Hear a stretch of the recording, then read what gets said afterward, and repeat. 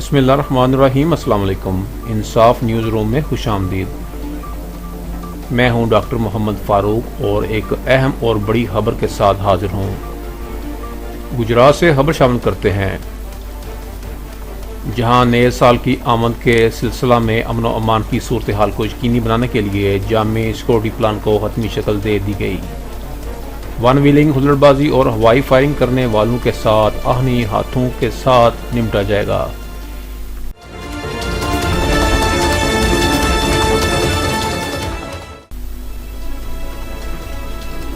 ترجمان گجرات پولیس کے مطابق نئے سال کی آمد کے سلسلہ میں ضلع بھر میں امن و امان کی صورتحال کو یقینی بنانے کے لیے ڈی پی او گجرات کی زیر قیادت گجرات پولیس نے سیکورٹی کے حوالے سے تیاریاں مکمل کر لی ہیں۔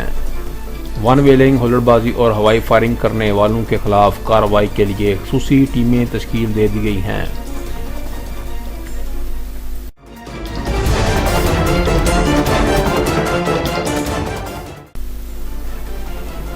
3000 سے زائد پولیس افسران اور اہلکاران نئے سال کی آمد کے موقع پر سیکورٹی ڈیوٹی کے فرائض سر انجام دیں گے، جن میں ایلیٹ پولیس فورس کی ٹیمیں بھی شامل ہیں، جبکہ مسیحی برادری کی عبادت گاہوں پر بھی نفری تعینات کی گئی ہے۔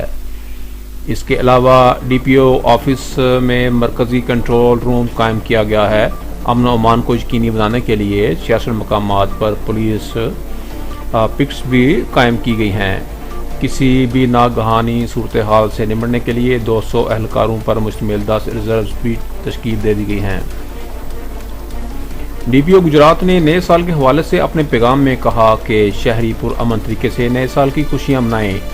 دعا ہے کہ نیا سال پاکستان کے لیے امن، ترقی اور خوشحالی کا سال ثابت ہوگا۔